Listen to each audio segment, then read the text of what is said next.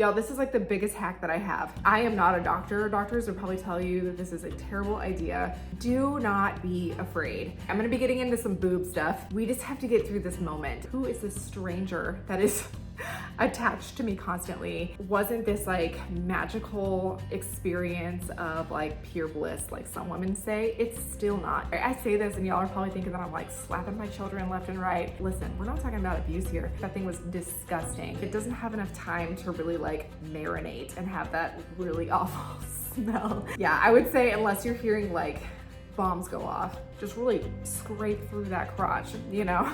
And this one is probably gonna get me in trouble. It automatically turns your boob into a hamburger. To me, it just seems obnoxious. You can put it down in the comments about all the things I'm doing wrong over here, but it's a little bit more awkward, so, you know, pick your battles. The last thing that I want to suggest is also probably going to get me into trouble. Listen, I make suggestions, you make decisions, all right? Say hello, baby girl. Say hi. Hello, everybody. We are back today with another kind of like mom video. Not kind of, it is. As many of y'all know, my name is Kristen Hoffman, and I am a wife and a mom who just had her baby girl number 4. This one is huge. This is Lily, and I figured I would have her with me for today's video because I'm gonna go over 25 things that I wish I had known before I had a newborn.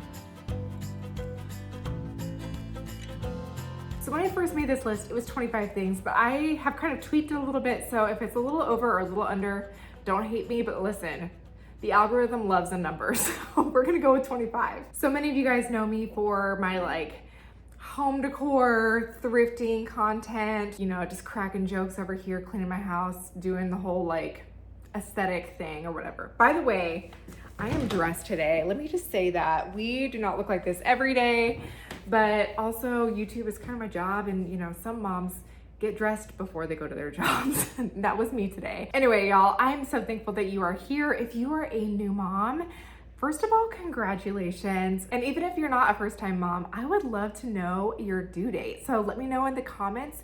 And even more valuable, if you are a veteran mom, please let me know what like a life hack or tip that you would have for new moms, and also put that down in the comments. I want this to be a highly valuable video with lots of content that moms can really use, like down to earth, real life tips.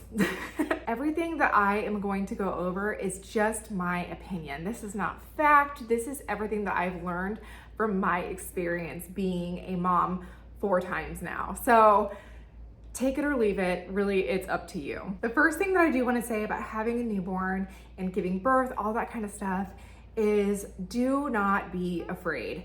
Honestly, when you think about it, women have been doing this for all of time, with and without all of the luxuries and amenities that we have today. Like if they could do it thousands of years ago, you can do this in the year 2024. Like you can do it.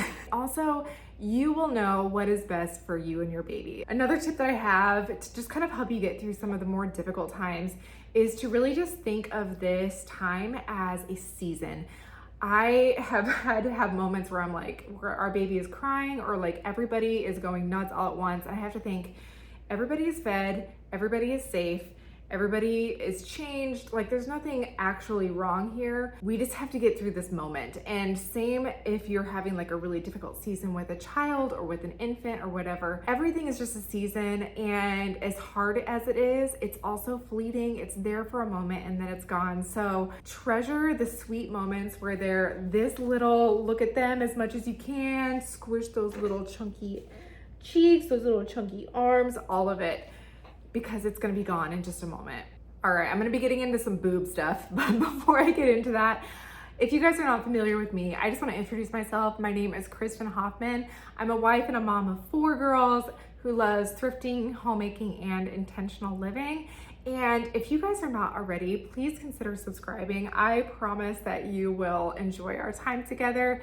We have a lot of fun around here, and I would love to have you as part of our community. Something that my mother-in-law told me when I had our first baby, when it came to like breastfeeding and all of that, which can be really stressful. She told me that there's like a natural instinct for babies that when you lay them on your chest, that like your nipple is like literally programmed in their brain as like a bullseye, and they will actually make their way to your breast. And that is on their own. That's even without your help. So just know that they will make their way there eventually. Also, just really take advantage of the very beginning, like that skin to skin bonding time. I know that it may not feel bonding to you, but it's super important for them, and it will help you in the long run. Another thing is, don't be surprised if you don't feel the instant bond to your baby. I hope that somebody has warned you about this, but you know, some people are just total baby people, you know, like it's just so natural for them.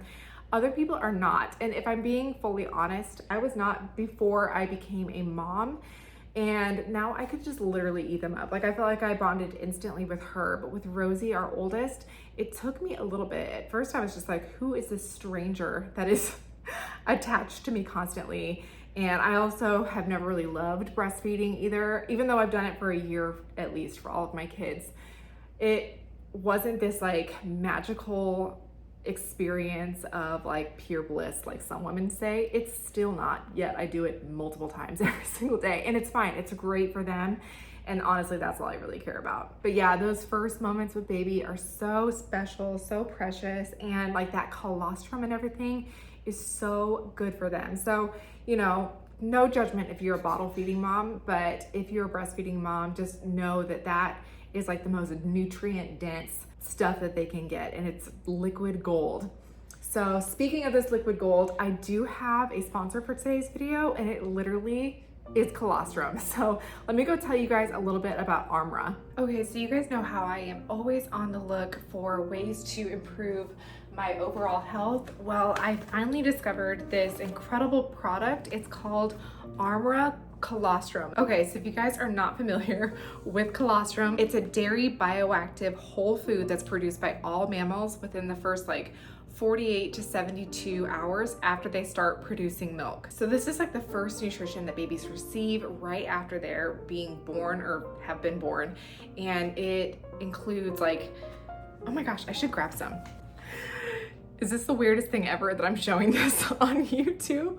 Look at that, July 5th, the day after I gave birth. And it contains vital nutrients that our bodies need to thrive. Okay, I'll put this back so you don't have to stare at it. Armra colostrum is a bioactive whole food. It's not a supplement or a superfood. It's physician founded and the only colostrum on the market validated with a dual arm, third-party clinical trial research. Armra delivers the power of colostrum to us in a digestible form of 400 plus functional nutrients like peptides, antibodies, and antioxidants that support your cells, gut, immune system, and so much more. It works by strengthening your mucosal barriers, which is your body's internal guard against environmental threats for complete health. Okay, so I chose these guys because they use cold chain biopotent pasteurization. This help keeps Armra's over 400 bioactive nutrients active and functional. 3 to 4 servings is recommended, but because it's a bioactive whole food, you can take even more if you want to. I have been taking this for vanity reasons, honestly, mostly for my skin. It strengthens your skin barrier, but it also activates your body's own stem cell collagen production. This helps to improve your skin's elasticity, it increases hydration, and it also helps to combat like acne and age-related changes so that you have a clear and radiant complexion. So we have worked out a special discount for my audience. Go to tryarmra.com/KristenH or enter code KristenH to receive 15% off of your first order. That's tryarmra.com/KristenH. All right, let's get back to some milk business. All right, and back to boobs. So I've said this on my channel before, but I would highly recommend just using like your regular pillows on your couches and in your bed rather than like the boppy pillow. Always make sure that you're using one unless you're like very skilled, I guess, which comes over time. But it's not good for your back. Like my chiropractor has given me such a hard time about how I carry my babies and everything, but it's terrible for your back to be like hunching over to try to have your breasts meet your baby on your lap. And so always use a pillow or something, or if you really like the boppy, I mean, use it, but to me it just seems obnoxious. When you're nursing, it's actually best for them to just nurse on one side at a time. I remember when I first started, I did not like the feeling of having one side fuller than the other. So every time I nursed, I would go from one side and then I would go for like 5 minutes on the other side. And I felt great, she seemed fine, but I actually learned that there is a better way. They can like obviously survive and even thrive that way, but they will do much better if you just do one side at a time. And the reason why is that the milk that they get in the very beginning is called fore milk, and it is like the hydrating stuff. So it's a lot of water. If you'll like pump or whatever, you can see that it's almost kind of clear at first, and then it gets like whiter and whiter as you pump. And then later on they get to the hind milk, which is the milk that is like closer to like your center of your body. And that is the milk that has like all of the fats. And y'all, clearly this baby, she's getting the fats, okay? I feel so bad. I'm like disturbing her while she's like totally sleeping right here. Oh no!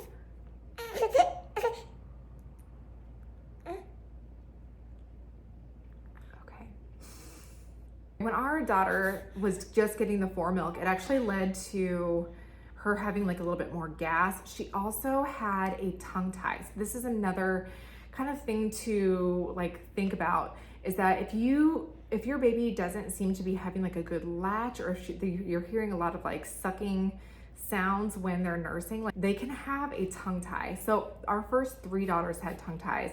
Rosie, I never figured it out until after she was nursing. I didn't do anything about it, but it made nursing so hard, and it also gave her terrible gas pains and everything. If your child has gas pains too, it's great to use like gripe water or gas drops. I always forget to use them, but when we do, they are so helpful. Also, to get gas out, it's really helpful to use like the bicycle trick, and I'll show you guys here. I was gonna show you with her, but clearly she is not to be disturbed right now. It's good to do this movement. It really just gets their kind of intestines moving and gets everything flowing again.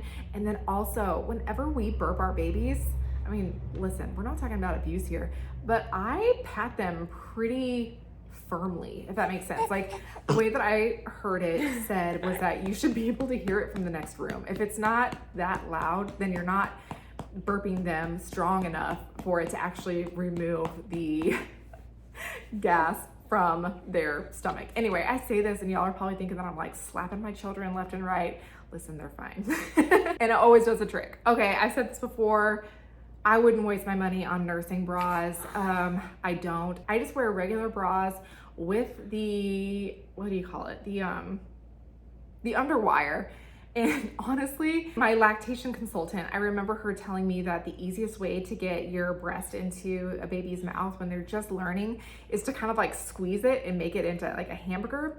The great thing about having an underwire smashed on top of your boob is that it automatically turns your boob into a hamburger. So, you know, 2 birds with 1 stone. Also, a thing that I also forgot to bring over here. It's this thing called the Haka, and it's like a little natural suction thing that gathers the milk on the opposite side of the one that you're nursing on. So if I would have her on this one, I would have the Haka like suctioned onto this one. And it doesn't require any tubes or any cords, anything like that. They are literally such a lifesaver. All of the milk that's in our freezer, which I'll show you, has all been gathered solely by the Haka, no pumping at all. When your body's just learning to produce milk and how much it needs and whatnot, it doesn't necessarily regulate. So a lot of times when your milk lets down to feed your baby, it also lets down on the other side, and it has a tendency to leak all over and everywhere. So the Haka is great because it actually gathers that milk so that you can use it for another time. Y'all, this is like the biggest hack that I have. Use the Haka. If you have like milk bags like from your Haka and whatnot, or from pumping, it's best to freeze them facing down, like stack them on top of each other, and then when they get to be enough, you can store them upright and it takes way less room in your freezer. Also, a Haka hack is to take the Haka and flip the outsides back and then put it on your breast and then let them go, and it'll get like an extra strong suction. So yeah, there's that as well. So a couple things that you might learn over time. Whenever you're like nursing in public, it's great to have like some kind of cover or whatnot. But y'all, we are going into the cold weather season.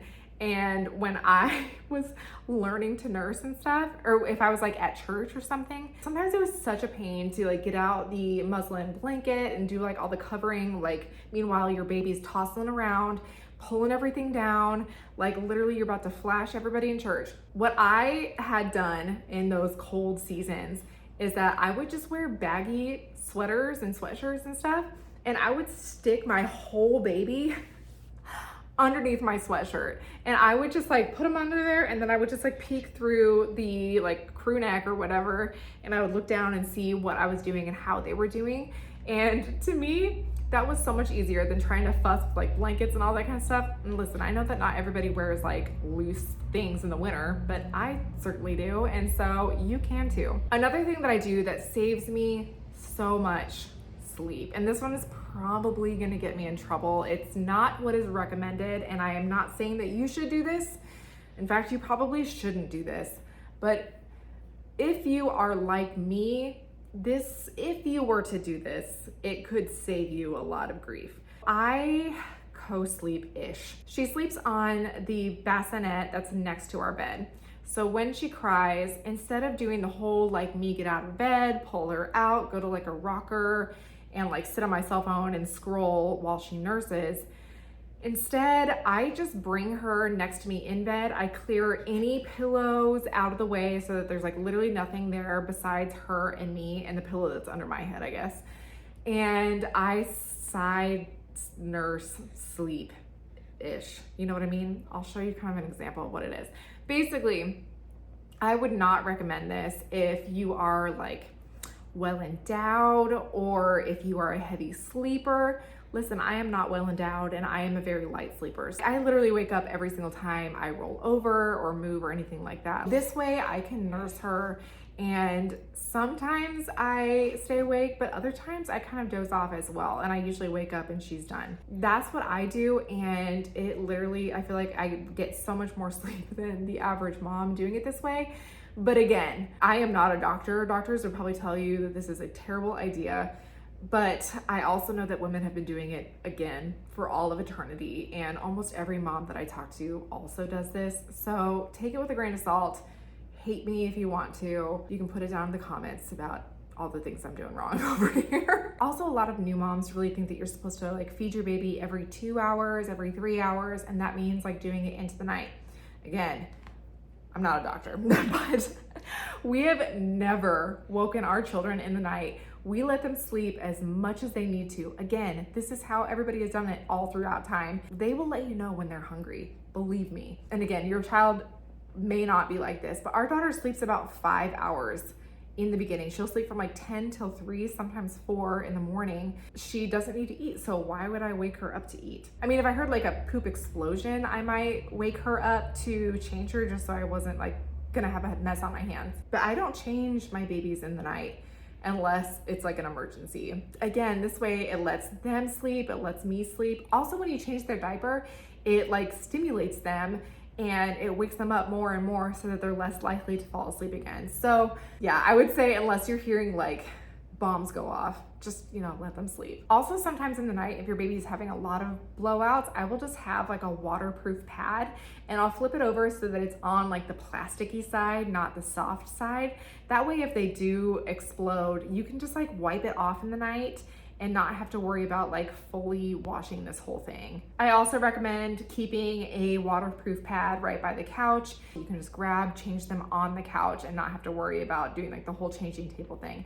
I mean, honestly, you don't need a changing table at all if you have a waterproof pad. You can change them anywhere. Also, I recommend keeping everything in a caddy right next to your couch or where you spend the most time in your home. That's what we do, and it makes it so that when there's like an emergency, when we're like, you know, just relaxing with her on the couch or cuddling with her, that we can just like literally reach over, grab a diaper, grab a wipe, grab a Kleenex, grab chapstick, grab whatever you need, and it's all right there. It's not the most aesthetically pleasing. I'm looking at ours right now, but you know, whatever. That's just the season of life and it's not all glamorous. So if they are leaking though in the night, I would recommend using like a larger diaper if you have any.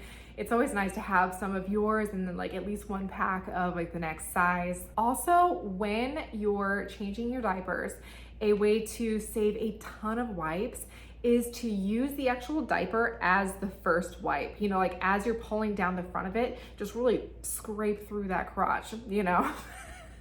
And you can get 90% of like the poop and everything off with just that one. Also, something that I often forget to do is to put the new diaper underneath the old diaper as you're changing. That way, if there's like any poop or pee that's like currently coming out as you're changing them, it can be caught in the second diaper and they can both be thrown away. Because I can't tell you how many times I have taken off the first diaper, run to go throw it in the trash, and I come back and she's already like peed or pooped all over the changing table cover thing or whatever. Y'all, this has happened on my channel, so you know that's true. Another recommendation is to get the onesies with like the shoulder pieces. I actually didn't know what these were for maybe even our first two daughters, like why they had those like shoulder openings. And it's so that you can take off the onesie and like pull it off like inside out, and you don't have to pull the onesie that has like a blowout, like poop all over it, over their head. That was a hack that saved me so much grief in these last couple babies. Also, you guys hear me say that I like ran to go throw our diapers away. It's because we keep our diapers in our kitchen trash rather than keeping them in their room. For our first two daughters, I kept the diapers in their room. The first daughter, I just had like a diaper genie. That thing was disgusting. It was horrible and it smelled up the entire top level of our house. The second time around, I bought a metal IKEA trash can, and the metal IKEA trash can keeps, it like seals all of the stink inside. So I never smelled the smell typically like if I were to go upstairs, but if I cracked that thing, it would about knock you over.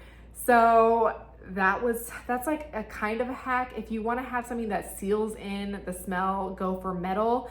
But now we just take everything to our kitchen trash, which we take out, I don't know, if not every day, probably every other day. And it doesn't have enough time to really like marinate and have that really awful smell. So honestly, we never smell diapers in our house anymore. Okay, so when it comes to bathing, when they're this size, a washcloth bath is about as good as like a full submersion bath. It might even be better, honestly. And I talked about this before that we try not to, I might actually lower y'all a little bit so you can see her. But we actually don't bathe our babies very much, only if they really get like gross. Like if she threw up all over herself, then I would give her a bath. But you know, if not, they have this like really sweet and sensitive microbiome. It's like, they're literally just made to be left alone, honestly. And I don't feel like she ever smells bad or anything, but I will say she smells really good when we give her a bath. Another suggestion when like bathing or whatnot is our second and third daughter had pretty dry skin, and so we would have to put on like Vaseline on them or like petroleum jelly, you know what I mean? And I would have a hard time after they got out evenly spreading it all over their body. I feel like it would just go on and stay in one area, and I was like trying to smudge it around or whatever. What my mother-in-law told me was to put the Vaseline on your hands and then like move it all around in your hands and get like an even coating on your hands first and then wipe it on your babies. So that obviously works with like petroleum jelly or lotion.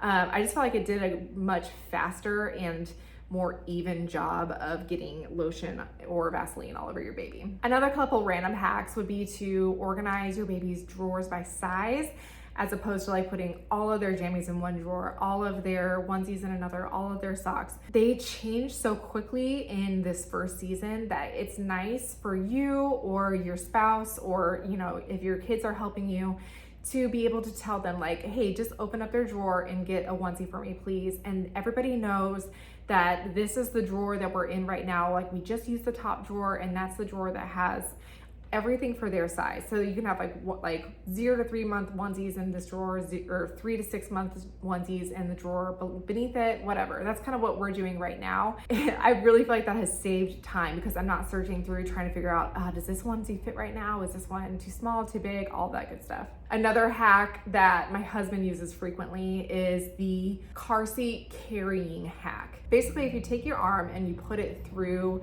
the handle, the giant handle thing on top, and then you wrap your hand around where that handle meets the base. It makes it feel way lighter. I will say though, my husband loves this technique, and to me, I use it sometimes, but it also feels a little bit more awkward. Like it's lighter, but it's a little bit more awkward. So, you know, pick your battles. The last thing that I want to suggest is also probably going to get me into trouble.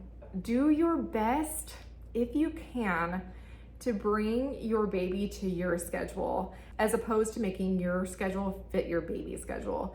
We have done this with all of our kids. You know, we have woken them up from sleeping to go, you know, get them in their car seat, get in the car, go somewhere. Our kids have fallen asleep everywhere, you know, if we're visiting with friends or whatever. They just kind of make it work. And that makes our lives as parents so much less, like so much less stressful, you know, and kids adapt. Like, I feel like that's literally the story of childhood, is that they are so great at learning and adapting to their environments. And it's funny because so many people, and I could get into all of this too, but so many people see how quickly our kids like just go to sleep. Like we literally can just tell them, okay, it's time to go to bed, and they will all go to bed and put themselves down by themselves. Like, yes, we pray with them, we'll read with them, well, whatever, but those are extras, you know, they're not necessary. A lot of times we come home late and we just kiss them down here and we send them upstairs and they're totally fine on their own, even the young ones. So I would recommend doing that if you're able to. You know, I know that not everybody is in like a typical situation. I would also say, if you're able to, don't be too precious with them. Like, they are okay. We chose not to do like blackout curtains or even like white noise. We do white noise now just because our daughter's room is right outside of our television, and I don't necessarily need them hearing like language or something if it's in a show. And so that's why we use white noise now, but we never did before because we wanted them to be able to fall asleep no matter what the circumstances are. Like, they should be able to fall asleep even if their brothers and sisters are running back and forth next to them, you know, or even if the sun is fully out shining. And I feel like that has helped us so much in just helping our kids take consistent naps and being able to have like nice restful sleep no matter what's going on around them. All right, well, everybody, well, those are my suggestions. Listen, I make suggestions, you make decisions, all right? Perfection isn't the goal. You will figure this out, and honestly, there's always tomorrow. You will make plenty of mistakes. I have made plenty of mistakes, but I hope that some of my lessons that I've learned throughout this journey can help you too. So again, if you guys are not subscribed, please go ahead and do that. Or if you know a mom that you feel like could really use this, if you want to share that with them, oh my gosh, that would bless me so much. Anyway, y'all, we will see you next time. Thank you so much for being here. Bye.